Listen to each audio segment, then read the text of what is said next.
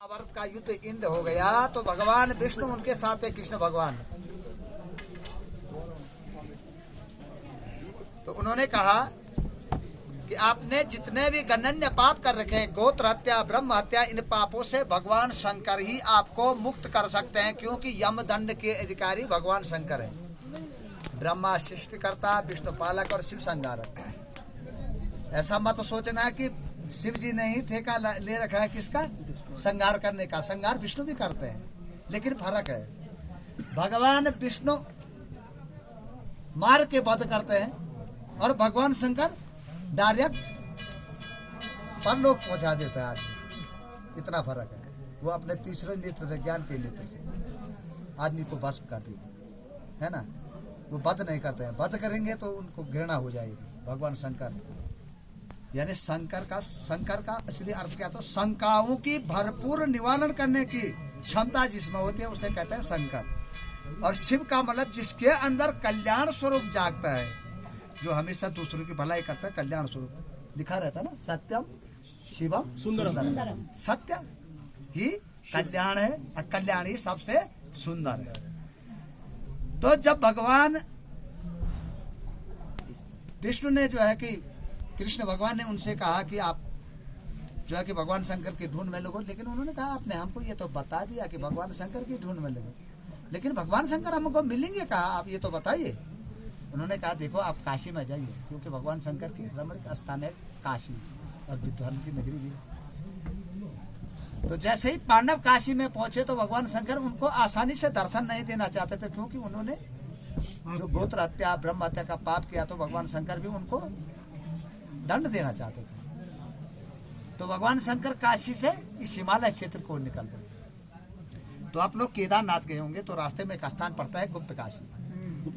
कहते हैं कि भगवान शंकर जब काशी से वहां पे आए और पांडवों को अपने पीछे आते हुए देखा, तो वहां से गुप्त हो गए, वहां का नाम पड़ा गुप्त काशी, और पहुंचे केदार में। ये संस्कृत के शब्द है। के का मतलब होता है पानी, दार का मतलब होता है दलदल। पानी से युक्त जो दलदली भूमि होते हैं उसे कहते हैं केदारम। तो जब भगवान शंकर केदार में पहुंचे तो उन्होंने देखा कि पांडव, क्योंकि पांडवों में भी भगवान का अंश था, उन्होंने देखा पांडव यहाँ भी पीछा कर रहे हैं, तो उन्होंने वहां पे क्या कर दिया, महिष रूप धारण कर लिया। महिष किसको बोलता है, भैंस। हजारों भैंसे वहां पे पैदा हो गई।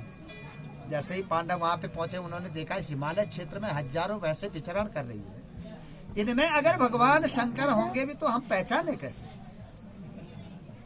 तो उनके साथ अद्भुत शक्तिशाली भीम तो था ही।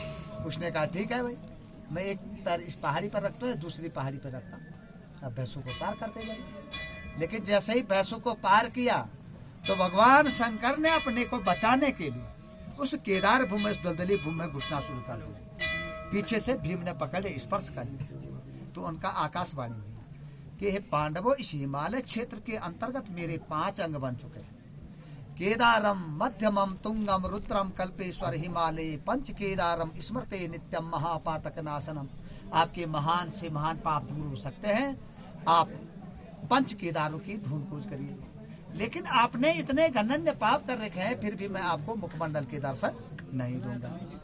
तो केदारनाथ में भगवान शंकर का पृष्ठभाग छूट गया।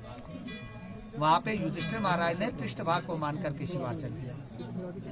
दूसरा केदार आता है मधमेश्वर, वहां पे भीम ने मध्य भाग को मान करके शिवार्चन किया। तीसरा तुंग, ये संपूर्ण विश्व का सबसे शिखर का मंदिर है, सबसे ऊंचाई का मंदिर, 12,772 फुट की ऊंचाई पे, इसीलिए इसको तुंग कहा गया है। तुंग माने शिखर। तो यहाँ पे भगवान शंकर के इस वक्षस्थल, हृदय और भाव को मान करके अर्जुन ने शिवार्चन किया। चौथे आते हैं रौद्र। रौद्र का मतलब होता है आंखें, रौद्र। तो रुद्रनाथ में नकुल ने आंख और ललाट को मान करके शिवार्चन किया। 5वां कल्प, कल्प का मतलब होता है शिखा। कल्पेश्वर में सहदेव ने जटा को मान करके शिवार्चन किया। और जिस मुखमंडल का दर्शन नहीं दिया, चतुर्मुख जो मुखमंडल, वो निकला पुष्पक नेपाल। बाद में इन मंदिरों का जो जीर्णोद्धार किया वो आदि गुरु स्वामी शंकराचार्य जी ने किया, क्योंकि बौद्ध धर्म चरम सीमा पर था, आप लोगों को पता होगा। तो केरला में कालडी में आदि गुरु स्वामी शंकराचार्य जी का जन्म हुआ आज से 8वीं शताब्दी यानी 1250 साल पहले। तो उस समय यहाँ पे तो टोटल बर्फ भी बर्फ था, लेकिन उन्होंने इन मंदिरों की खोज की। उनको पता चला कि यहाँ 5 केदार हैं, हिमालय क्षेत्र में 5 बद्री हैं, है ना। उन्होंने सारे जो है कि मंदिरों की ढूंढ खोज कर करके और सारे हिंदू धर्म को, सनातन धर्म को एक सूत्र में बांधने का काम किया।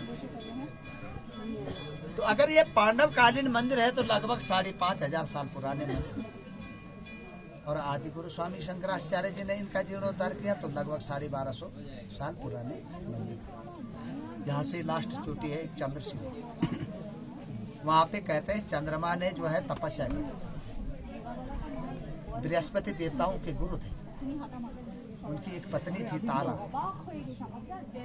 और चंद्रमा उनके जजमान थे बृहस्पति जी के। तो चंद्रमा ने बृहस्पति की पत्नी तारा का अपहरण कर लिया। उन्होंने कहीं आग्रह किया कि भाई मेरी पत्नी वापस कर दो। उन्होंने कहा ठीक है युद्ध करो मेरे। ब्राह्मण कैसे युद्ध करेगा, उसने तो हमेशा वेद पढ़ा, वो कहा युद्ध करे।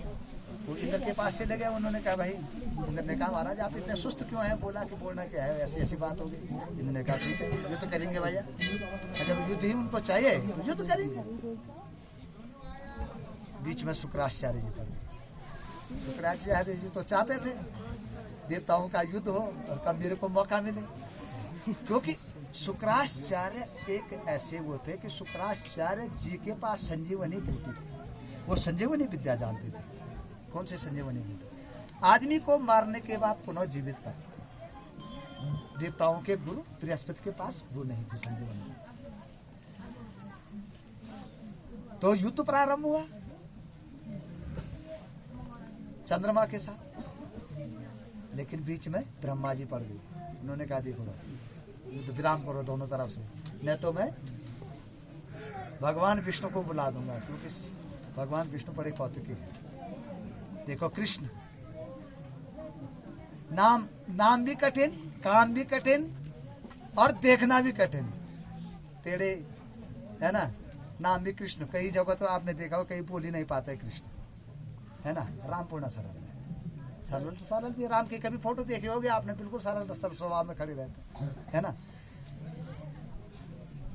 तो बृहस्पति जी ने उनको श्राप दे दिया। किसको? चंद्रमा को। बोला जाओ तुम्हारी रोशनी छीन खत्म हो जाए, तुम्हारी रोशनी जो तुम पे जो है तेज है खत्म हो गई। अब तो चंद्रमा की रोशनी खत्म हो गई। चंद्रमा ब्रह्मा जी के पास बोले भाई ऐसा उपाय बताओ कि मैं जो हूँ कि मेरी रोशनी पुनः वापस मिल जाए। उन्होंने कहा विष्णु जी के पास चले जाओ। विष्णु जी के पास चले। उन्होंने कहा भगवान शंकर की स्तुति करो तुंग क्षेत्र में, आपको जो है भगवान शंकर तार सकते हैं। तो उन्होंने चंद्रशिला नामक स्थान पे जो है कि चंद्रमा ने जो है तपस्या की। भगवान शंकर प्रसन्न हो गए, बोले वर मांगो। उन्होंने कहा मेरा मुझे कुछ नहीं चाहिए, मुझे मेरी रोशनी वापस दे दो। उन्होंने कहा देखो आपको बृहस्पति जी ने श्राप दिया है। बृहस्पति जी का श्राप तो रहना चाहिए, लेकिन मैं इतने आप पे कृपा कर सकता हूँ कि आपको 15 दिन जीवित रहना पड़ेगा, 15 दिन लुप्त रहना पड़ेगा। वहीं से शुक्ल पक्ष और कृष्ण पक्ष की उत्पत्ति। और ये वो धाम है कि यहाँ पे किसी मरे हुए आदमी का एक छोटा भी हड्डी का टुकड़ा आ जाए उसे मोक्ष प्राप्त होता है। जैसे बद्रीधाम, जैसे बद्रीधाम में 1 दिन का तपस्या का फल 1.25 लाख तपस्या का फल प्राप्त करता है। एक दिन जो अगर तपस्या करता है बद्रीनाथ धाम में निस्वार्थ से। देखो तीर्थ हमेशा, चाहे वहाँ जो है पुण्य वाले आए चाहे पाप वाले आए, है ना, तीर्थ हमेशा अपने में शुद्ध ही रहता है। क्यों? पापी आते हैं तो पाप छोड़ के चले जाते हैं, तो तीर्थ शुद्ध कैसे हो जाता है भाई। लेकिन जो अगर पापी हो, अगर वो पुण्य यहाँ पे कर देते हैं, तीर्थों में पुण्य कर देते हैं, और पुण्य आत्मा यहाँ पे आकर के पाप कर देते हैं, तो जो पापी है उसका पाप वो उसको दे देते हैं। तीर्थ की ये विशेषता है। अन्य क्षेत्रे कृतम पापम तीर्थ क्षेत्रे विनिश्यति, तीर्थ क्षेत्रम कृतम पापम वज्रलेखम भविष्यति, है ना। तो ऐसा ही बद्रीधाम है। वहाँ पे 1 दिन का तपस्या का फल 1.25 लाख तपस्या का फल प्राप्त करते हैं। और वो स्थान